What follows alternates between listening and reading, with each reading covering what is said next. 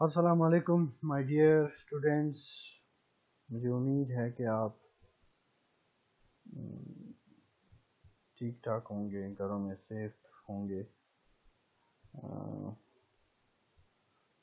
तो आज का जो हमारा वायरलेस कम्युनिकेशन में लेक्चर नंबर 5 है वो जो है reflection, refraction, diffraction and scattering. हम इन चार चीज़ों को हमने डिटेल में डिस्कस करना है कि ये चार चीज़ें क्या होती हैं और किन वजूहात की वजह से होती हैं और इन चारों में आपस में क्या फ़र्क है, और रेडियो ट्रांसमिशन में या रेडियो वेव सिग्नल में इन चारों का क्या रोल होता है। ठीक है ना। तो आज हम ये वायरलेस कम्युनिकेशन में या जो है ना सीखते हैं। ठीक है।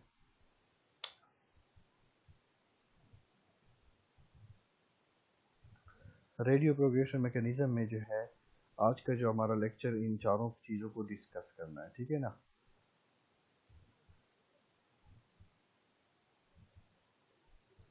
Radio reflection, when a wave hits a smooth object that is larger than the wave itself, depending on the medium, the wave may be bounce in another direction. अब आने वाली जो वेव होती है वो किसी ऐसे स्मूथ चीज़ से टकराती है जो उसके साइज से बड़ी है, तो ये वेव्स जो होती है वो रिफ्लेक्ट बैक हो जाती है, जैसे कि हम यहाँ शक्ल में देख सकते हैं। ठीक है ना। ये हमारी एक मतलब लाइट, यहाँ पे तो इसने लेज़र पॉइंट पे जो है ना एक लाइट करके एक बीम पे जो है ना एक फिनोमेना दी है, लेकिन एक वेव है मिसाल के तौर पर, वो यहाँ इस मिरर के साथ टकराती है। तो मिरर जो होता है वो हमारा स्मूथ सरफेस होता है, जब वो उसके साथ टकराती है उसकी साइज वेव की निस्बत से बड़ी होती है, तो ये वेव बैक जो है और इन अदर डायरेक्शन में चली जाती है। अब reflection is the property of the wave bounce off a smooth surface and proceed in direction different from that which we are indeed intended। अब जहाँ पे हम इसको भेजना चाहते हैं ये उसके बजाय किसी और जगह पे पहुंच जाती है, तो ये हमारा रिफ्लेक्शन की वजह से ये प्रॉब्लम होती है। ठीक है। अब जो है रिफ्लेक्शन कॉजेज बिल्डिंग्स, रोड्स, इनके साथ वो टकराती हैं, earth surface, door and walls, metal object, glasses, concrete, इन सारी चीज़ों से जब हमारी सिग्नल टकराती है तो वो रिफ्लेक्ट बैक हो जाती है। उसके बाद हमारा नेक्स्ट जो है refraction. Refraction is the property of a wave to change the direction when travelling between different medium. अब एक सिग्नल जा रही है और वो एक मीडियम से दूसरे मीडियम में दाखिल होती है, तो इसके दौरान में वो उसकी जो है डायरेक्शन चेंज हो जाती है। Refraction occurs when a radio frequency signal is being bent, जब उसकी सिग्नल को बेंड किया जाता है। Typically can be happen the radio frequency signal passes through a medium with a different density, मतलब ऐसे मीडियम में जा रही है, दो मीडियम में जिन दोनों मीडियम की डेंसिटी गाढ़ापन उसकी डिफरेंट होती है, thus causing the direction of the wave to change। उसकी वजह से फिर उसकी सिग्नल की जो डायरेक्शन होती है वो चेंज हो जाती है। A change in a refraction can typically appear when dealing with the long distance outdoor bridge links। अब ये नॉर्मली लॉन्ग डिस्टेंस पे अकर होती है। ठीक है ना, रिफ्रैक्शन। ठीक है। उसके बाद हमारा जो है अब मिसाल के तौर पर वाटर वेपर, अब जो है ये मेन सिग्नल है। अब ये मेन सिग्नल जो है कूल ऑफ एयर, यानी हवा में जो नमी है उसमें कूलनेस है, इसकी वजह से ये रिफ्रैक्ट हो जाती है। ठीक है ना। और रिफ्लेक्ट होने के बाद ये जो है ना इसका यहाँ पे आने के बजाय ये कहीं और चली जाती है। ठीक है ना। Change in the air temperature, अब मिसाल के तौर पर यहाँ पे टेम्परेचर कुछ कुछ और था और यहाँ पे गुजरने के बाद वो कुछ और हो गया, तो अब जो है उसकी मीडियम में जो है चेंजेस आ गया। ठीक है ना। उसके मीडियम के टेम्परेचर में चेंज आ गया। ठीक है ना। फिर change in the air pressure, बाद औक़ात प्रेशर की वजह से certain type of glass passing through the various material। ठीक है ना। तो दिस इज द रिफ्रैक्शन। उसके बाद हमारा next diffraction. Diffraction is the bending of wave around sharp corner. ठीक है ना। शार्प कॉर्नर पे हमारी जब सिग्नल मतलब लगती है तो वो बेंड हो जाती है। Important example of diffraction include wave is building bending over the tops of the building around the street corner and through doorways. ठीक है ना, जो हमारे बिल्डिंग के टॉप्स और अराउंड द स्ट्रीट कॉर्नर पे हमारी जो सिग्नल जो है वो बेंड हो जाती है, मुड़ जाती है, एक डायरेक्शन में जाने के बाद वो किसी और डायरेक्शन की तरफ जाने लगती है।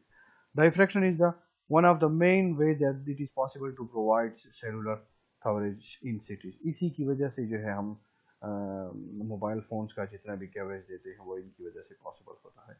Diffraction is the bending and the spreading around of radio frequency signal when it is encounter an obstruction.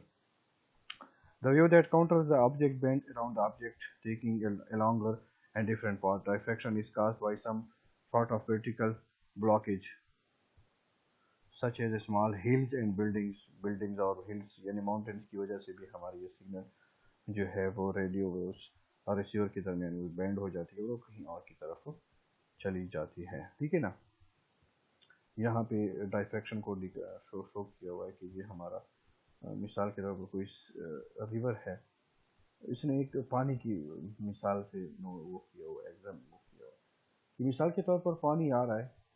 अब पानी जब आता है और दरमियान में कोई स्टोन पड़ा हुआ है, बड़ा ऑब्स्टिकल, अब ये पानी जो है इसके साथ जब टकराती है तो पानी का रुख ऐसे और ऐसे चलेगा।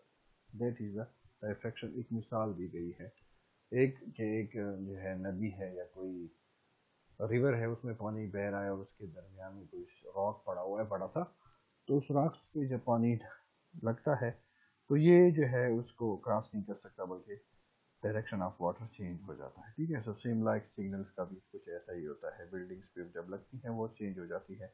Scatter is a form of reflecting, can be happen in several ways. अब स्कैटरिंग जो है ये भी एक रिफ्लेक्शन की होती है, की तरह होती है। The most common method when A wave strike an uneven surface such as a foliage or reflect in many different directions.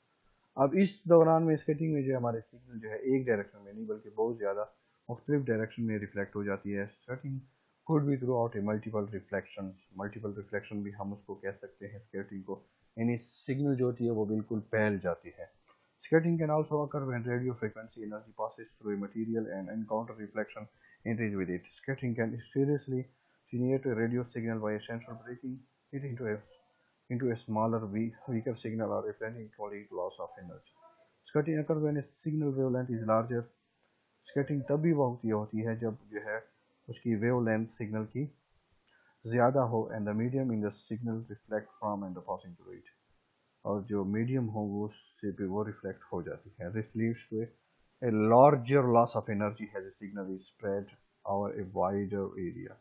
अब इस दौरान में जो हमारा सिग्नल की जो एनर्जी होती है स्कैटरिंग में, वो उसकी जो एनर्जी होती है वो काफ़ी ज़्यादा लॉस हो जाती है, क्योंकि उसकी जो सिग्नल जो होती है वो जो है वो स्प्रेड हो जाती है बहुत वाइड एरिया पे।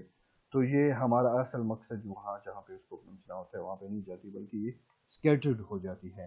तो इसकी वजह से उसकी सिग्नल की जो एनर्जी होती है वो काफ़ी लूज हो जाती है। यहाँ पे इसने एक फ्लैश लाइट दिखाई गई है और यहाँ पे मिरर बॉल है, तो जब हम उस पर लाइट करते हैं तो ये लाइट डिफरेंट डायरेक्शन में स्कैटर्ड हो गई है।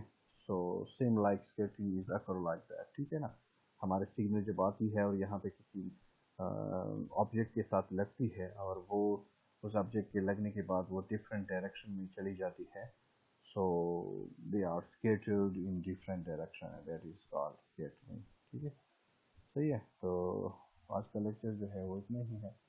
सो इंशाल्लाह अगले लेक्चर में मिलते हैं, तब तक मुझे अपनी दुआओं में याद रखिएगा। अल्लाह हाफ़िज़।